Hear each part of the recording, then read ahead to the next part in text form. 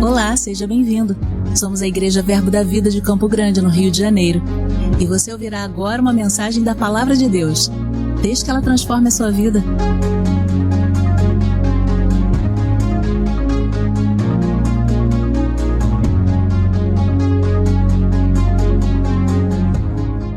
Bom, boa noite, a graça e a paz do nosso Senhor Jesus Cristo, amém? Nós estamos aqui essa noite para celebrar ao Senhor, para cultuar ao Senhor e para nos expormos a palavra de Deus. Estamos em uma quinta rema, né? Uma quinta-feira onde nós temos uma experiência associada com aquilo que essa escola tão sobrenatural que transformou a minha vida e eu tenho certeza transformou a vida de muitos de vocês, tem transformado a vida daqueles que têm tido o privilégio de participar. Então nós vamos tocar em alguns assuntos. Nós estamos tendo nesse período a matéria de Atos dos Apóstolos e temos tido um período aqui onde o Senhor tem edificado, estruturado coisas, e eu creio que essa noite não vai ser diferente. Essa noite vai ser uma noite onde nós vamos sair daqui inspirados, nós vamos sair daqui edificados por causa do poder da palavra, amém, irmãos? Tem alguém aí que está tendo aula comigo de Atos aqui no Rema? Glória a Deus, Deus é bom. Você hoje não precisa de duas calças, fica tranquilo. Aleluia, Deus é bom, Deus é bom, glória a Deus. Mas nós vamos caminhar em algumas coisas. Nós estamos tendo nesse mês também o tema Jesus para as Nações, na nossa igreja local, e eu creio nós vamos construir coisas poderosas aqui essa noite. Eu quero convidar você a gerar expectativa no seu coração na palavra, amém, irmãos? Porque Deus reservou esse tempo para construir coisas que vão mudar a sua vida e a sua história. A forma como nós nos posicionamos diante da palavra, a posição do nosso coração, ela vai definir o resultado que nós vamos ter. Eu sempre gosto de citar a parábola do semeador, de Mateus capítulo 13, onde Jesus vai falar sobre o semeador que sai a semear. Naquela parábola, a semente é a palavra e os solos que vão receber a semente ou a palavra são os corações. Eu sempre fico impressionado quando penso no fato de que ele cita 4 tipos de solos ou 4 tipos de corações. E em apenas um deles a semente vai operar ou vai frutificar. Isso nos mostra que mesmo a palavra de Deus sendo poderosa, sendo viva, sendo eficaz, é através da palavra de Deus que o universo foi criado, os céus, a terra e tudo aquilo que nós vemos. Mas ainda assim a Bíblia, as Sagradas Escrituras vão nos ensinar que através da posição do meu coração eu posso ter resultado ou não em relação a essa palavra. Amém?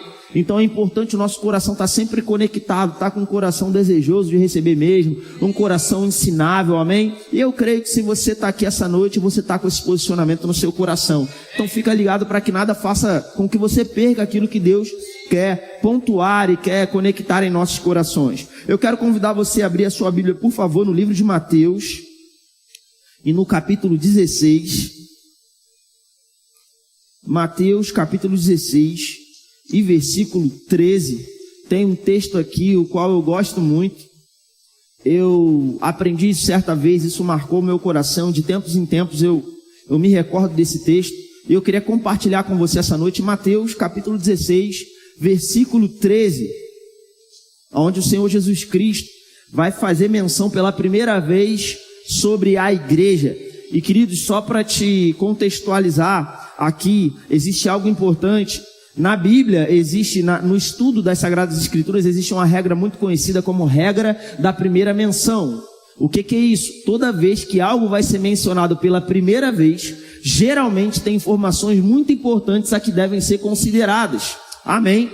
E essa é a primeira vez que o Senhor Jesus vai usar a palavra igreja. É claro que quando ele usa essa palavra, Jesus não inventa essa palavra. Essa era uma palavra que era comum, de certa forma era comum para aquela época. Significa assembleia, ajuntamento, né? Nós conhecemos como chamados para fora. Mas se tivesse qualquer ajuntamento, aquilo poderia ser chamado de eclésia, né? A palavra original do grego, ou igreja. Se tivesse tendo uma bagunça e uma confusão com um monte de gente, aquilo poderia ser mencionado como eclésia ou como igreja. É óbvio que não é assim nos nossos dias. Por quê? Porque a igreja avançou de tal forma que nós nos apropriamos dessa palavra. Hoje, quando se fala em igreja, a gente só consegue pensar no cristianismo. Geralmente, quando se fala de igreja hoje, você não pensa em outra coisa. Mas naquela época, e por isso é tão importante nós entendermos, porque quando a Bíblia foi escrita, ela não foi escrita na nossa época, né? Esse texto, pelo menos, ele aconteceu há quase 2000 anos atrás. Então, era um contexto completamente diferente. E isso é importante porque a gente precisa entender, quando Jesus falou, a que ele estava se referindo, qual era o contexto. Porque Jesus vai dar uma informação que está associada com o contexto da época e não com o contexto da nossa época. Amém? Então, quando vemos a palavra igreja aparecendo aqui, era algo que já existia. Então, eu quero caminhar com você a partir do versículo 13, que vai dizer assim: indo Jesus para os lados de Cesareia de Filipe. Diga comigo, Cesareia.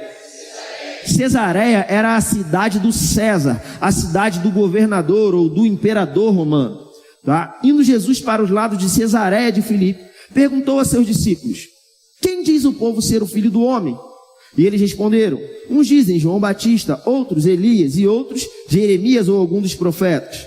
Mas vós, continuou ele, quem dizeis que eu sou? Respondendo Simão Pedro, disse: tu és o Cristo, o Filho do Deus vivo.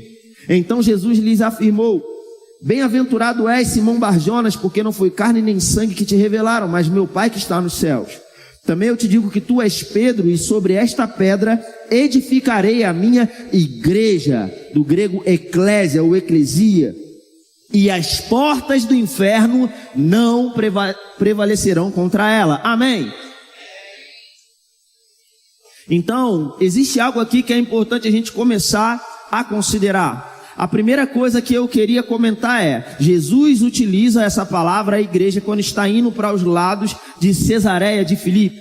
E Cesareia, como eu disse, era a cidade do César, a cidade do imperador. Isso é importante porque, assim como eu disse para você que a palavra igreja ou eclésia do grego já existia, o imperador da época, ele tinha a sua eclésia. Então, quando nós vemos Jesus usar essa expressão, nós podemos fazer associação ao contexto da época para a gente entender melhor o que Jesus estava transmitindo. O imperador, ele tinha aqueles que eram a sua igreja. Quem eram esses? Eram cidadãos renomados que faziam parte de um time de elite do imperador, o qual era enviado pelo rei ou pelo imperador para fazer cumprir e valer a sua vontade. Isso já nos ensina algumas coisas. Preste atenção.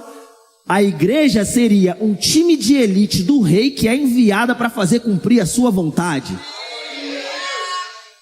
E esse time de elite, ele tinha um modus operandi, né? Esse time, ele era enviado e geralmente eles tomavam e conquistavam as coisas pela força, pelo poder, com a espada na mão. Então eles invadiam cidades, invadiam nações, derrotavam os seus reis e os seus exércitos, conquistavam, e depois disso eles passavam por uma segunda fase da operação, que era implementar uma cultura.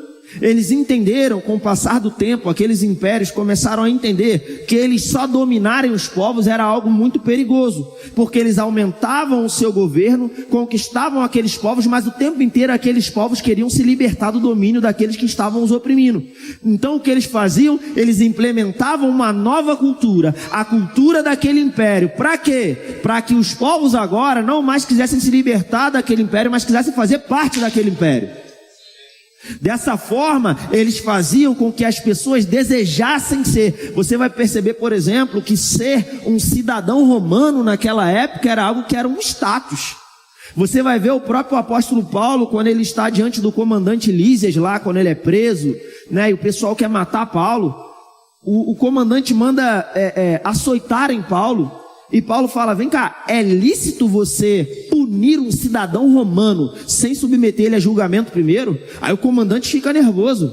Calma aí, você é cidadão romano? Ele sou ele. Porque para mim custou muito dinheiro. O comandante falando, custou muito dinheiro me tornar cidadão romano. E Paulo fala: pois eu sou por direito. Então, ser um cidadão romano naquela época era um status. Então perceba que a função da igreja era avançar, conquistar através da força e do poder e depois implementar uma cultura. Isso já começa a nos revelar qual é a nossa função e qual é a nossa missão em relação ao reino de Deus. Você é chamado para estabelecer a vontade de Deus sobre a terra. Você é representante de Cristo. E a forma de operar está associada com operar poder e estabelecer uma cultura. Outra coisa interessante que a gente pode perceber nesse texto é que Jesus estava indo para Cesareia de Filipe. Certa vez eu vi um pastor explicar e eu achei fantástico, porque os judeus, eles costumavam ficar em Jerusalém ou na Judéia. Era um lugar que tinha poucos habitantes, era um lugar que tinha uma população bem menor. Já haviam judeus que habitavam sim em outros lugares, mas esses judeus eram vistos com preconceito até mesmo pelos próprios judeus que habitavam em Jerusalém, na Judéia, porque eles eram considerados judeus helenistas ou gregos, eram judeus, mas eram criados em outras culturas. Então, de certa forma, na verdade não de certa forma, mas literalmente, os judeus tinham um preconceito muito grande com outros povos, e eles tinham preconceito até com os judeus que eram habitantes de outros lugares e que lidavam com a cultura de outros povos. Então eu pergunto para você, entendendo isso, será que os discípulos de Jesus estavam muito interessados em ir para Cesareia? Mas não estavam mesmo. Cesareia era uma metrópole. Ela tinha centenas de milhares de habitantes. E pasme você, os historiadores falam que havia naquele lugar mais deuses sendo cultuados do que habitantes. Então, se tinha centenas de milhares de pessoas morando naquele lugar, tinha mais deuses ainda sendo adorados naquele lugar. E eu pergunto para você, o judeu que acreditava no único Deus, no Deus verdadeiro, Deus de Abraão, Isaac e Jacó, irmão, eles iam se interessar de ir para esse lugar? Mas não iam mesmo, eles tinham um pavor de ir para esse lugar, eles não gostavam de ter contato com esses outros povos de maneira geral. Isso nos ensina uma outra coisa importante, porque Jesus, ele poderia citar pela primeira vez a igreja dentro de um contexto muito mais confortável. Ele poderia ter citado no Monte das Oliveiras, talvez no templo, ou em um lugar bem bonito que tivesse uma representação histórica e santa para o povo de Israel. Mas Jesus se coloca na direção do pior lugar que poderia existir na época. Irmão, haviam deuses que eram adorados naquele lugar através de orgias, que eram considerados deuses da fertilidade. O César, né, o imperador, tinha estátua imensa e as pessoas tinham que adorar porque eles eram considerados deuses. Era um lugar de extrema idolatria. A religião oficial do Império Romano era o paganismo ou a adoração a vários deuses. Era o pior lugar que tinha para ir. Mas quando Jesus vai revelar algo a respeito da sua igreja, ele não vai para um lugar confortável, ele vai para o pior lugar que tinha que ir. Isso nos mostra que Deus não nos chamou para ser igreja, para viver no conforto. Deus não te chamou para viver dentro de um lugar bem organizado, bem bonito, com um telão de LED, o ar-condicionado e uma cadeira confortável. Irmãos, que maravilha estarmos num ambiente como esse, debaixo da unção do Espírito, recebendo da palavra. Mas Deus te chamou para ir lá no meio das trevas, brilhar a luz de Cristo. Deus te chamou para operar no mundo e alcançar o mundo. A igreja foi estabelecida para afetar a sociedade como um todo, manifestando um padrão do reino de Deus. Amém, irmãos?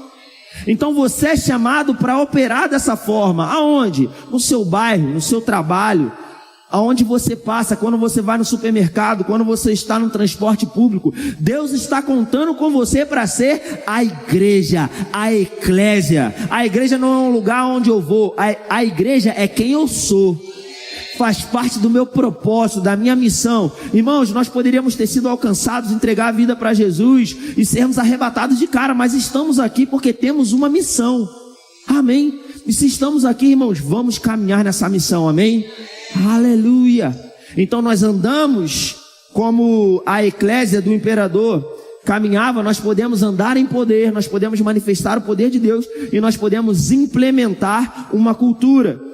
E como seria esse andar em poder? Irmãos, há um poder na palavra disponível para você. Há um poder no Espírito Santo que habita dentro de você e vem sobre você quando você é batizado no Espírito Santo. E esse poder é para você cumprir um propósito. Pregar a toda criatura, fazer discípulos de todas as nações. E talvez você possa pensar no primeiro momento, mas Bruno, eu não me vejo assim. Eu acho que isso é uma coisa mais para os ministros. Irmão, eu quero te dizer, se você é filho de Deus, esse poder e essa capacidade está sobre você sim. Você pode saber disso ou não, mas eu quero te dizer, à medida que você começa a andar nessas coisas, você vai provar de uma graça e de um fluir sobrenaturais sobre a sua vida. Eu gosto do que certos avivalistas falam, né? Eles dizem que muitas pessoas não conseguem lidar com o pecado e com os desafios da vida porque eles estão vivendo uma vida, de certa forma, né, como eles dizem, muito morna. Porque é algo muito pequeno na visão de Deus. Você simplesmente, entenda o que eu vou dizer, é importante, é vital nós congregarmos, mas não é só isso. Eu simplesmente fazer parte de um clube ou de um lugar onde eu vou lá, ouço a palavra, eu tenho minha carteirinha de membro, não é só isso. O irmão T.L. Osborne, no seu livro o Porquê das Línguas, né? Na verdade, o porquê, eu acho que é o Porquê do Pentecostes, eu não lembro agora o nome exato do livro, é o Porquê do Pentecostes.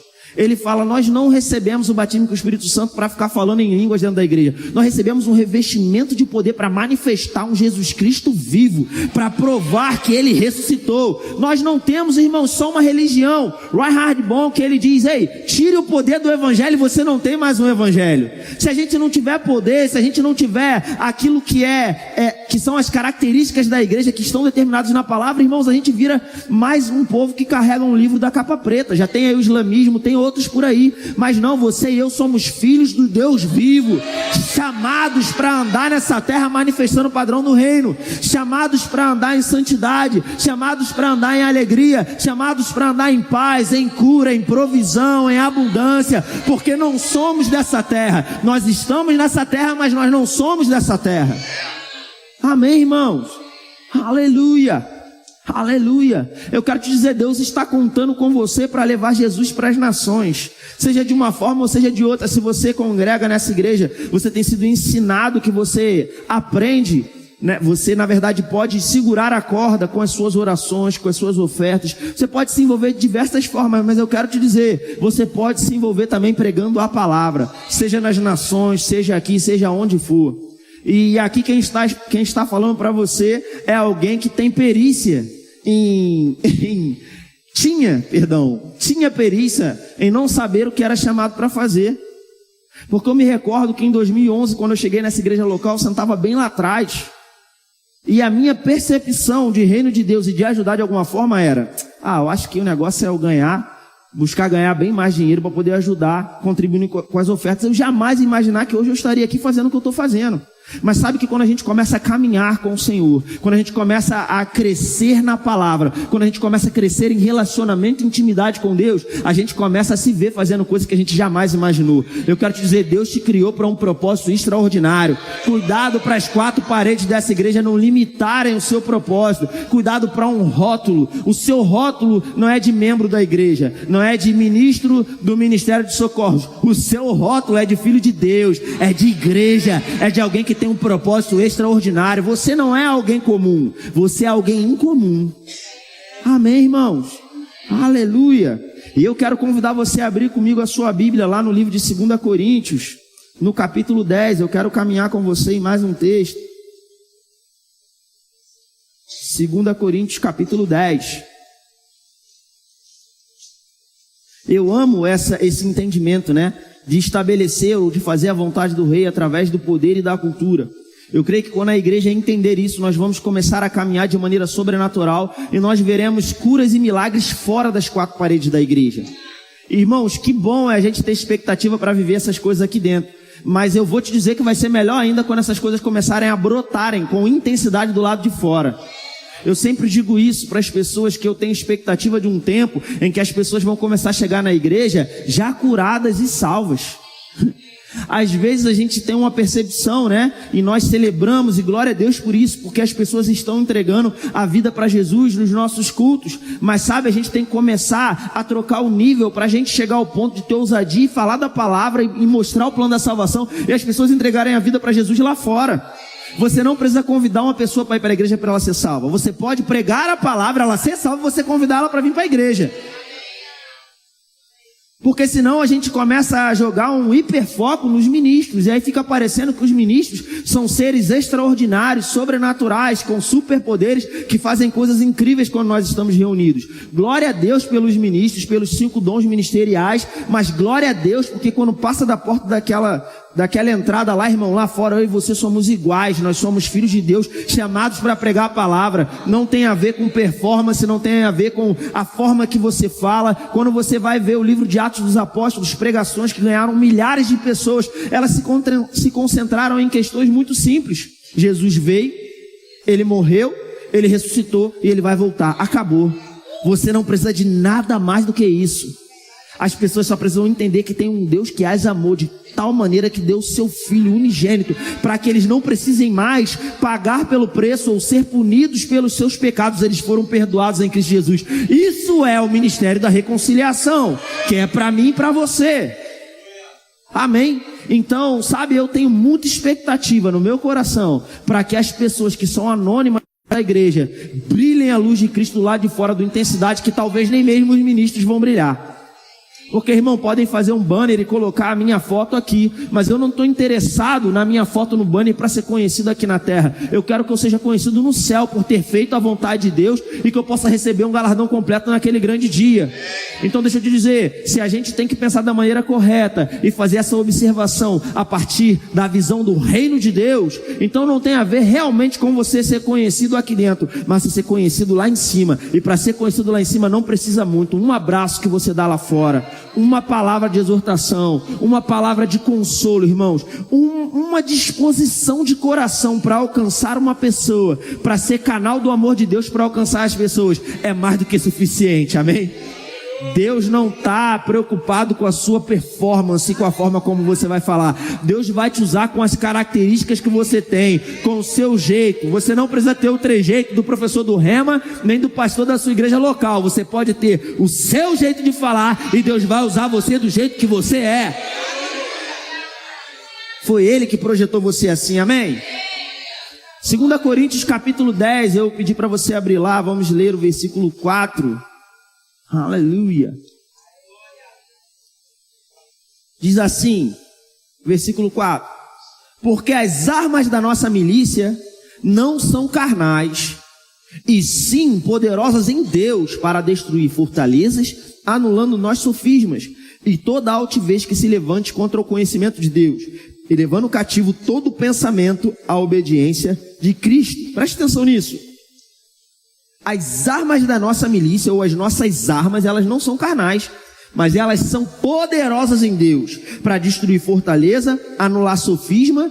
O sofisma é uma mentira disfarçada de verdade, e destruir também toda altivez que se levante contra o conhecimento de Deus, e levar cativo todo pensamento à obediência de Cristo. Eu acho isso aqui tão interessante porque a Bíblia deixa claro que nós temos armas. Se você não sabia ou se você não tinha parado para pensar, eu quero que você comece a considerar isso. Você é alguém que está fortemente armado. Você não é alguém... A gente costuma falar, né, sobre uma pessoa que é inofensiva. Essa pessoa é inofensiva, não faz mal a ninguém. Você não é inofensivo. Você tem capacidade para gerar grandes danos ao diabo e ao império das trevas. Você é capacitado para desfazer as obras dele, inclusive. Então existem armas que trabalham a nosso favor. Sabe, eu consigo pensar em duas de maneira muito simples, e na verdade a ênfase que eu quero dar é em uma delas, mas eu não poderia deixar de mencionar a outra. A Bíblia vai falar sobre a promessa do Pai, que Jesus subiria e haveria uma promessa do Pai que ia chegar. A isso, o escritor Lucas, né, que escreve o livro de Atos dos Apóstolos, no início ali do livro, ele vai falar sobre o revestimento de poder ou o batismo com o Espírito Santo, porque João, na verdade, batizou com água, mas vós sereis batizados com o Espírito Santo não muito depois desses dias. Jesus vai dizer, vocês vão receber poder quando descer sobre vós o Espírito Santo, e vocês vão ser minhas testemunhas em Jerusalém, na Judéia, em Samaria e até aos confins da terra. Sabe, esse poder, ele é disponível para as nossas vidas uma vez que somos batizados com o Espírito Santo. Muitas pessoas acreditam que esse é um dom especial para apenas algumas pessoas. Não é o propósito dessa noite, mas se você estudar com calma e se você tiver dúvida, vão ter pessoas aqui na frente ao final que têm capacidade de te esclarecer isso. Isso não é para algumas pessoas, isso é para todos os filhos de Deus. Tanto é para todos que a Bíblia chama de promessa do Pai. Pedro vai citar que é a promessa do Pai depois no dia de Pentecostes, na verdade. E nós vamos ver em todo o livro de Atos uma prática da igreja de que toda pessoa, tão logo entregava a vida para Jesus, rapidamente os apóstolos se mobilizavam para impor as mãos para que pudessem ser batizados com o Espírito Santo. Porque eles entendiam que esse poder é necessário para viver nessa terra manifestando esse reino ao qual nós fazemos parte. Isso não tem a ver com merecimento, é algo que foi dado pela graça de Deus. Você recebe pela fé. Por mais que o diabo tente mexer com o seu intelecto e com a sua razão, dizendo para você que você tem que merecer, que você tem que isso, meu irmão, se fosse por merecimento a gente não ia receber nunca. Só ia poder receber quando chegasse lá no céu. Mas glória a Deus, não é por merecimento. Foi porque Jesus foi e ficou de enviar o outro que ia habitar em nós, ia nos guiar, mas também ia nos revestir de poder. Amém, irmãos?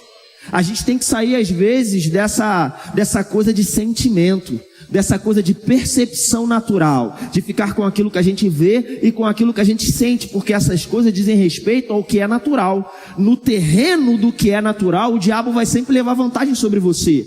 Você precisa andar no terreno do sobrenatural e do espiritual. A gente fica muito com essa coisa do sentir. Eu tenho que sentir. Hoje eu senti a presença de Deus. Eu comentei isso com os alunos esses dias, né? Eu falei, você acha que você sente a presença de Deus, mas você não sente. Porque sentimento não tem nada a ver com Deus. Deus não se move na área dos seus sentimentos. Deus se move com você na área do Espírito.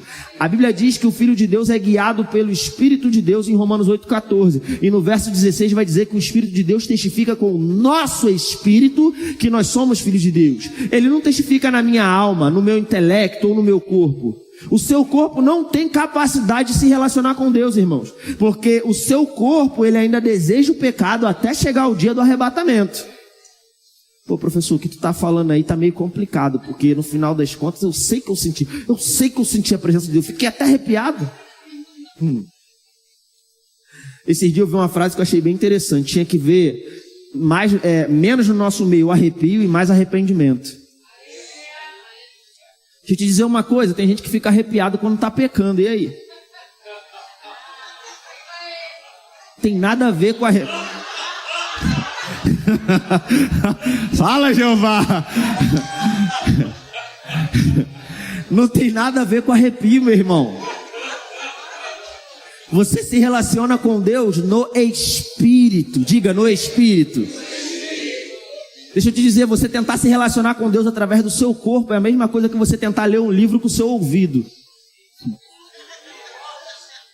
A questão não é o que você sente, sabe por quê? Você pode estar num dia no culto, sentir um arrepio e achar que você sentiu a presença de Deus. E amanhã, quando não tiver ministro de música, não tiver ministro da palavra, não tiver cadeira confortável, ar-condicionado, que a pressão vier e você estiver lá no meio do império das trevas com um monte de gente perseguindo e não tiver arrepio, como é que vai ficar? Deus não está lá? Meu irmão, Deus está lá independente de você estar arrepiado ou não, porque Ele prometeu, e eis que estarei convosco até a consumação dos séculos. Então por que eu fico arrepiado, professor? É porque o seu corpo está reagindo. Na realidade, você fica tão consciente das coisas espirituais que o teu corpo reage, a tua alma reage. O teu corpo reage, você se treme, você às vezes sente arrepio, você começa a reagir. A sua alma reage, você se emociona, você chora, você começa a rir, dependendo da situação. Então o seu corpo e a sua alma reagem, mas quem teve a percepção foi o seu espírito. Esteja você consciente ou não das coisas espirituais, Deus está lá. Só que quando a gente fica só na área dos sentimentos, a gente fica esperando sentir alguma coisa. Então a gente chega na igreja como se a gente estivesse no shopping center. A gente não, às vezes acaba não se posicionando para cultuar o Senhor. A gente vem para o clube, a gente fica conversando pelos corredores, como se estivesse ali, né, numa social, quando na realidade a gente está se reunindo para adorar o Deus Todo-Poderoso. Quando na realidade nosso coração deveria estar totalmente conectado para aquele momento onde nós vamos nos render a Ele e provar de uma grande unção coletiva. Mas se como igreja eu não tiver, como corpo, não tivermos esse posicionamento, o que nós vamos fazer? Nós vamos apenas gerar uma sobrecarga sobrecarga para os ministros de música e para o ministro da palavra de fazer malabarismo para eu poder sentir alguma coisa. Não, não tem nada a ver com sentimento. Você chega aqui cheio do fogo do Espírito, você envolve o seu coração nesse negócio e aí vai começar a ficar simples. Por quê? Porque o fogo vai pegar rápido. Porque você já está consciente das coisas espirituais. Então não tem a ver com uma performance, tem a ver com o seu posicionamento de coração. E aí, meu irmão, você vai funcionar como um imã. E vai atrair tudo aquilo da parte de Deus que já foi preparado por Ele para você. Amém? Glória a Deus. Então, existe esse poder no batismo com o Espírito Santo. Mas também existe um outro poder na palavra. A palavra é poderosa. A palavra é uma arma que nós temos. Eu gosto sempre de lembrar, quando citamos esse texto, né, que Paulo fala, as armas da nossa milícia são poderosas em Deus para destruir fortaleza, anular sofisma, a altivez e levar cativo todo pensamento e obediência a Cristo. É interessante porque antes da época de Paulo, aconteceu algo aproximadamente 70 anos antes de Cristo, 67 antes de Cristo, lá na Cilícia, no lugar onde Paulo foi criado. Então provavelmente essa história era muito comum para ele. O que estava acontecendo naquela época? Haviam muitos piratas. Durante 100 anos, o Império Romano sofreu com ataques piratas. Por quê? Estima-se que tinham mais de 10 mil piratas naquela época. Os piratas, eles tinham fortalezas que eles criaram, né? Eram cerca de 120 fortalezas naquela época. E eles tinham essas fortalezas, e o Império Romano, ele era abastecido através de navios que traziam suprimentos. E esses piratas, eles saíam dessas fortalezas, atacavam esses navios e voltavam para as fortalezas. E eles geraram grande dano e prejuízo para o Império Romano por aproximadamente 100 anos. Então, mobilizados por esse problema grande que estava acontecendo, eles decidiram chamar um dos melhores generais que tinha na época, seu nome era Pompeu. Eles forneceram muitos recursos para esse homem e disseram: nós estamos te dando um prazo de 3 anos para você formar aí uma estratégia e acabar com essa pirataria. E esse homem, de maneira muito sábia, ele concentrou seus esforços para criar armas poderosas, aleluia, armas poderosas que não eram para combater os piratas, mas para combater as fortalezas, que eram a raiz dos problemas dos piratas. Porque os piratas atacavam os navios e eles não conseguiam lidar com os piratas porque eles saíam rapidamente e voltavam para a fortaleza. Então esse homem criou essas armas e ele mandou essas armas em 11 direções diferentes e ele acabou com todas aquelas fortalezas. Não concentrou seus esforços nos piratas. Alguns que eles pegaram, eles capturaram e levaram em obediência a Roma. Outros que não quiseram submeter, eles mataram. E outros conseguiram fugir, mas não ficaram lá gerando prejuízo mais para Roma. Em 3 meses, esse cara, com uma estratégia inteligente, ele conseguiu acabar com o problema. E Paulo aqui, ele vai fazer uma alusão, ele vai usar esse exemplo, mostrando que na realidade, quando vemos ali fortaleza, sofismas, altivez, tudo isso, pensamento, tudo isso está associado com a área do intelecto, com a área dos nossos pensamentos, que é onde o diabo vai atacar. Sabe por quê, irmãos? O Espírito Santo habita dentro de você.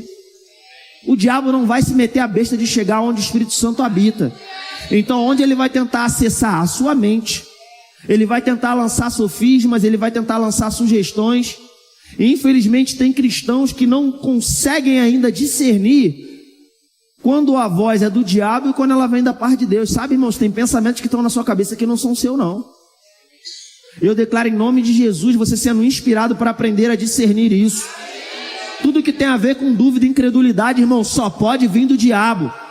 Agora, ei, fica ligado também, porque muitas vezes você vai ter ideias que você vai pensar: Deus está ficando maluco. Não está, não. É Deus que está dizendo para você sonhar sonhos novos, pensar grande e alcançar grandes projetos, porque é assim que Ele trabalha. Como gostamos de dizer, né? Se fosse para você fazer algo que você consegue na força do seu próprio braço, você não precisava de Deus. Mas glória a Deus que nos dá grandes sonhos, grandes projetos para a gente sonhar, para que as pessoas possam ver que só podia ter sido Ele através da nossa vida.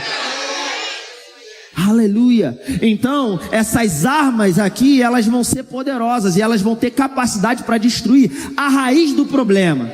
A raiz do problema é muitas vezes a incredulidade, são pensamentos errados que nós temos, coisas que nós aprendemos a vida inteira. Não, eu vou para a igreja, eu choro lá na presença de Deus, né? E tal, Deus às vezes me alivia. Meu irmão, eu creio num tempo onde nós vamos provar em uma unção como igreja poderosa e vamos provar de coisas extraordinárias, sabe?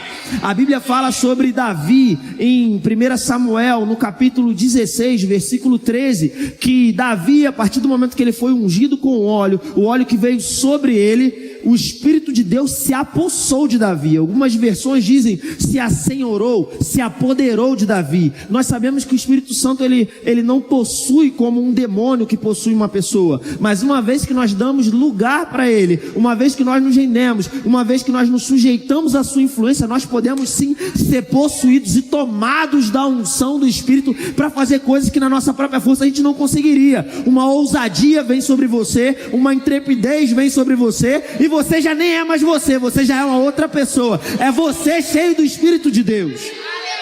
Sabe, irmãos, quando a gente começar a andar nessas coisas, a gente não vai precisar fazer força para entender que nós somos chamados para alcançar o mundo. Nós não vamos precisar fazer força para entender que ser igreja ou o evangelho não diz respeito só à minha própria vida, um benefício que eu posso ter, mas diz respeito a alcançar outras pessoas, porque eu fui alcançado para alcançar. Foi isso que aconteceu com Davi. Davi foi possuído pelo Espírito, começou a caminhar. Deixa eu te dizer uma coisa, irmãos, quando você começa a caminhar nessas coisas e alcança a maturidade, você não passa mais a gastar energia para resolver o seu problema, você começa a resolver o problema dos outros. Porque no final das contas o problema de Davi já tinha sido resolvido. Ele venceu o leão, ele venceu o urso, porque Deus era com ele.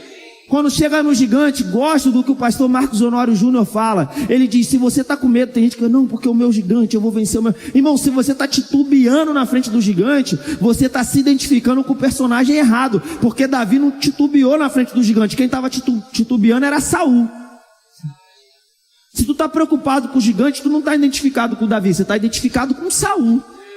Porque o problema do gigante era de Saul, ele que tinha que resolver o problema e estava com medo, ele e seus exércitos. Mas Davi não, cheio do Espírito, ele chega lá, o problema dele está resolvido, e agora o que eu vou fazer? Vou arrumar problema dos outros para resolver. Meu problema já está resolvido, irmão. Eu quero te dizer, quando você entrar nesse fluxo, o diabo não acha mais lugar na sua vida. Você anda em prosperidade, você anda em saúde, você anda em paz, você anda em sucesso, você anda em alegria. O diabo não vai encontrar posição em você. E agora, o que eu vou fazer? Eu vou resolver o problema dos outros, porque em mim não tem como. Se tem uma luta que eu posso lutar, é a luta dos outros, porque a minha já foi vencida. Eu sou mais que vencedor sobre todas as coisas. E qual é a minha arma? Eu poderia pegar várias pela palavra, várias, mas o Espírito Santo me inspirou a concentrar em uma só, que é a própria palavra. Vá comigo, por favor, para o livro de Isaías, no capítulo 55. A palavra de Deus, ela é viva e eficaz, ela é poderosa.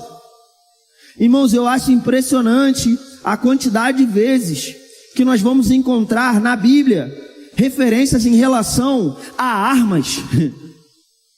Enquanto você vai abrindo aí Isaías 55, a gente vai ler o versículo 10. Eu acho sempre isso, é algo que me chama a atenção, porque eu gosto desse negócio de luta, né? Eu gosto de filme, aquele filme medievais, aquela coisa de luta, né? É uma coisa que mexe comigo. Eu gosto desse negócio. E sabe, Deus o tempo inteiro ele utiliza essa alusão. Armas, luta. Não é à toa que ele se intitula o Senhor dos Exércitos. Meu irmão, você não tem que ter medo de luta nem de problema, não. Porque o seu Deus, ele se intitula e se apresenta como o Senhor dos Exércitos. Luta é com ele mesmo. Você está garantido. Você vai ver o tempo inteiro a questão de armas. Paulo mesmo em Efésios, no capítulo 6, dos versículos 12 ao 18, ele vai falar sobre armadura, vai fazer toda uma equiparação, mas eu queria só citar o versículo 16 e 17, que ele vai comentar o escudo da fé com o qual eu apago os dardos inflamados do diabo e a espada do Espírito, que é a palavra. O escudo da fé e a espada do Espírito, tudo associado à palavra, porque afinal de contas, se o escudo é o escudo da fé, a fé vem pelo ouvir a palavra. Então a palavra de Deus, ela é uma arma que serve para você se defender, mas também para você atacar.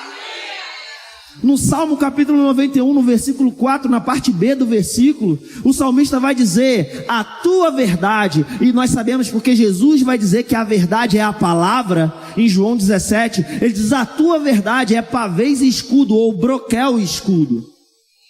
Quando fala broquel e escudo, está falando de dois tipos de escudo: um escudo menor que ficava preso no braço, e um escudo maior, que era um escudo grande do tamanho de uma pessoa.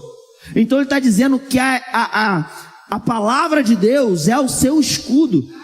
E é com esse contexto que ele prossegue para dizer: não te assustará do terror noturno, nem da seta que voa de dia, nem da peste que se propaga nas trevas, nem da mortandade que assola ao meio-dia. Caiam 1000 ao teu lado, 10.000 à tua direita, tu não serás atingido.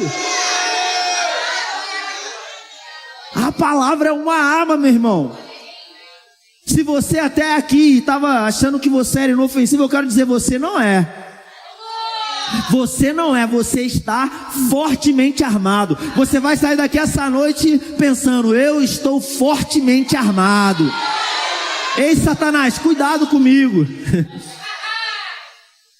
A Bíblia fala de uma armadura. Eu separei uma imagem, eu não sei se chegou para o pessoal, se tiver pode colocar aqui para mim, que mostra esse escudo maior e ele com uma espada do outro lado, a armadura de um soldado. Só que o broquel, ele ainda seria um escudo menor que seria preso ao braço. Irmão, você consegue olhar para um personagem como esse e ver alguém inofensivo? Ver alguém que não tem capacidade de se defender ou de atacar? Você vê um cara desse daí na rua, você passa para outra calçada, tu vai passar do lado da espada, nada. Eu vou dizer, vai ser assim que o diabo vai fazer quando ele olhar para você. Tu vai vir numa calçada e ele vai para outra. Pode tirar a imagem, por favor. Gostaria de chamar o Ministério de Música. Isaías capítulo 55, versículo 10, diz assim: porque assim como descem a chuva e a neve dos céus e para lá não tornam, sem que primeiro reguem a terra e a fecundem e a façam brotar, para dar semente ao semeador e pão ao que come, assim será. Diga comigo: assim será.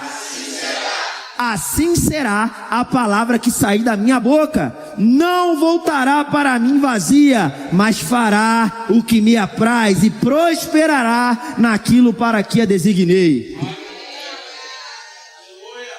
Eu acho lindo olhar para Apocalipse 19, ver Jesus descendo em poder e glória, e os exércitos do anticristo reunidos para lutar contra ele, e sempre gosto de pensar que se isso vai acontecer no futuro, as armas que eles usarão serão armas que terão mais poder de fogo do que as armas até mesmo que nós conhecemos hoje. Vão ser as armas mais poderosas que existiam até então. Poder nuclear, poder de míssil, tudo que é poder que você imaginar que o exército pode ter, eles vão ter. Mas a Bíblia diz que Jesus vem e os vence com a espada afiada que sai da sua boca, porque a palavra de Deus é mais poderosa que qualquer outra arma que possa vir a existir, meu irmão.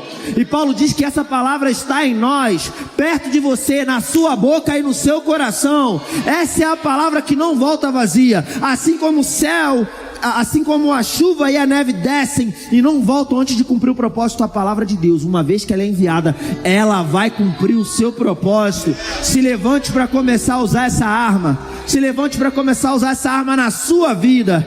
E chega ao ponto de resolver os seus problemas, e aí você começa a resolver os problemas dos outros, meu irmão. Mas use essa arma. Está na sua boca. Eu gosto que o irmão Reagan comenta que a mulher do fluxo de sangue, ela teve exatamente o que ela disse.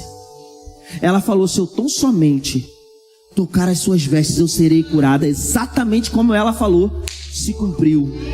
Porque uma vez que fé é gerada por causa de uma palavra da parte de Deus, uma influência da parte de Deus, se aquilo é liberado, aquilo vai trabalhar em seu favor até que tenha a manifestação daquilo que foi falado. Mas sabe de uma coisa? Aqueles espias, os 10 espias também tiveram exatamente o que eles falaram. Eu acho que eu não posso, isso não é para mim não, tem gigante.